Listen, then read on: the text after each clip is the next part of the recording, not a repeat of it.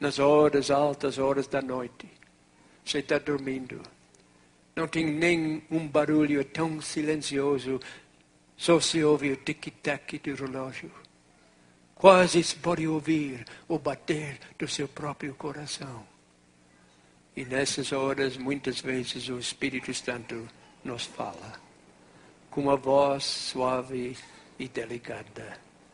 Tocando nosso coração, dizendo, este é o caminho, andais nele.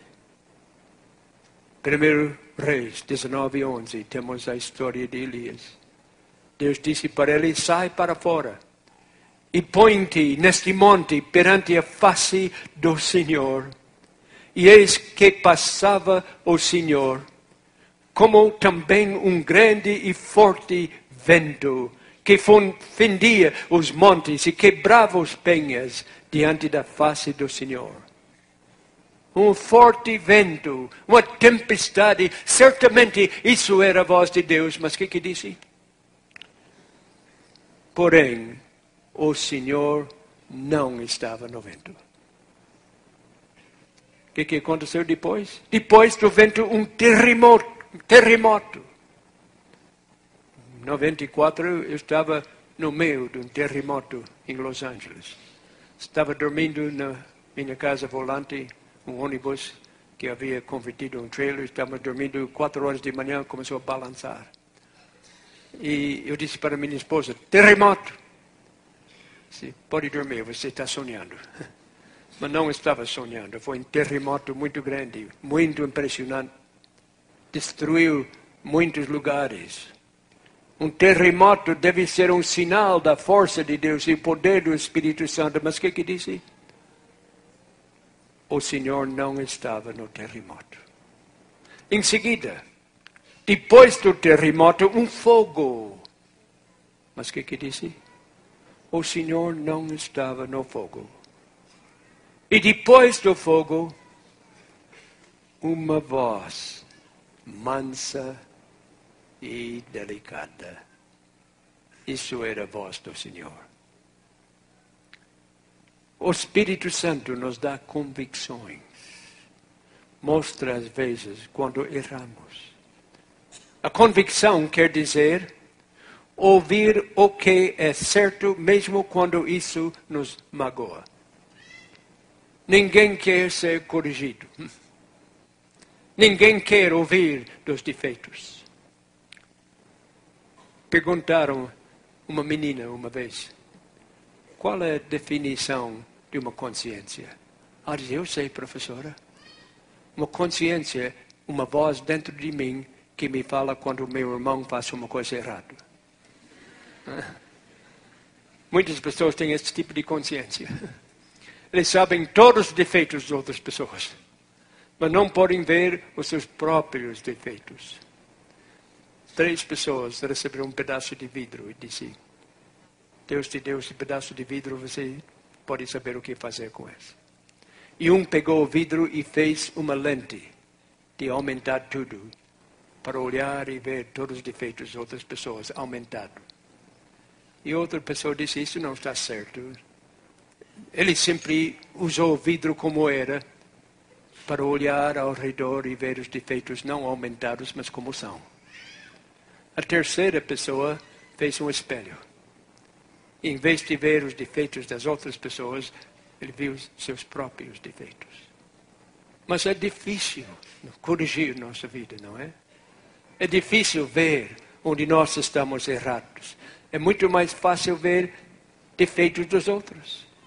Convicção é descobrir que estou errado mesmo quando eu acho que estou certo.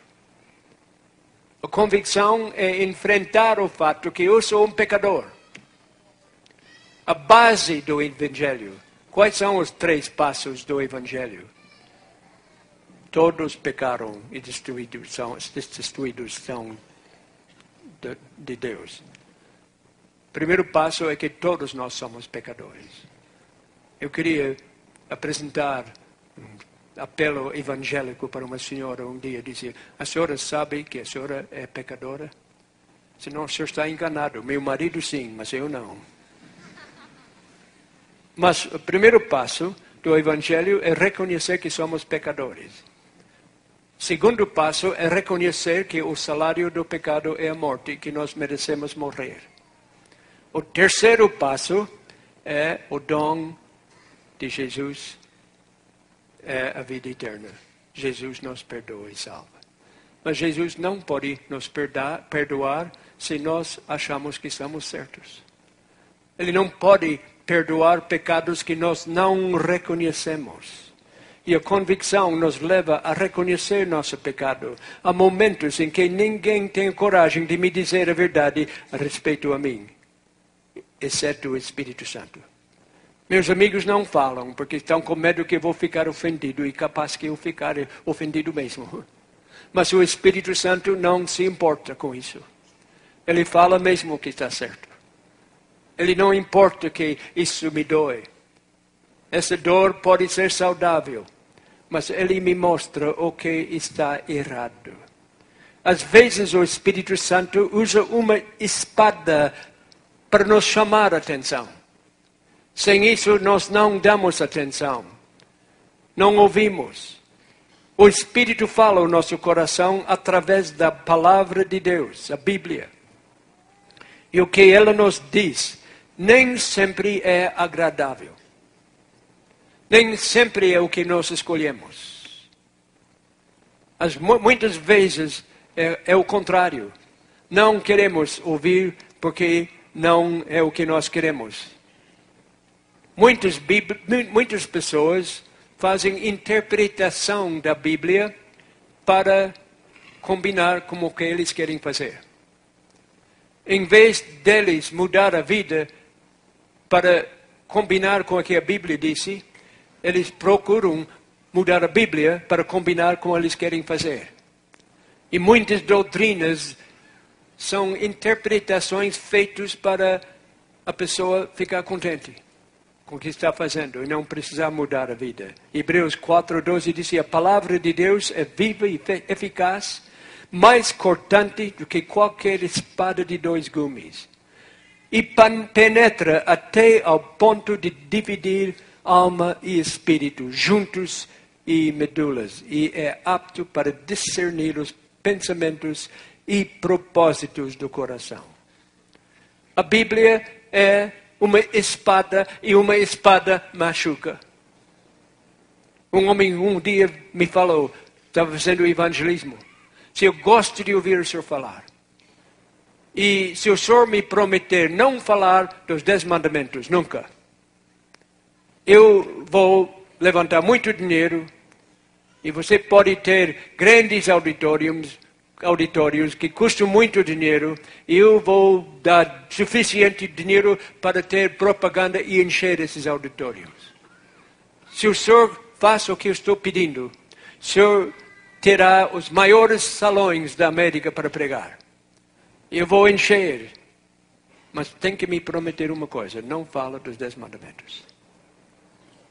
Meu amigo, eu prefiro falar a verdade para uma pessoa do que uma mentira para 10.000. Eu não posso falar o que eu quero. Se eu usar a Bíblia, eu preciso usar a espada.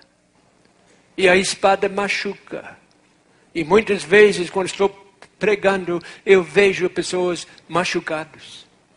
Alguns choram, alguns ficam zangados, alguns levantam e saem, xingando o caminho inteiro. Eu sei o que é. É a convicção. Eu não fico ofendido, porque eu sei que eles estão não contra mim, mas contra Deus. A Bíblia é uma espada e a Bíblia nos mostra o que está certo. Efésios 6:17, Paulo disse: tomai também o capacete da salvação e a espada do Espírito, que é a palavra de Deus. Um pregador que só procura agradar os ouvintes não está fazendo o trabalho de Deus. Um pregador que está mais preocupado em ter amizades do que falar a verdade não está fazendo o trabalho de Deus. Um pregador tem a obrigação de apresentar a verdade, quer o povo ouvir ou quer não ouvir. é a espada, é a palavra de Deus.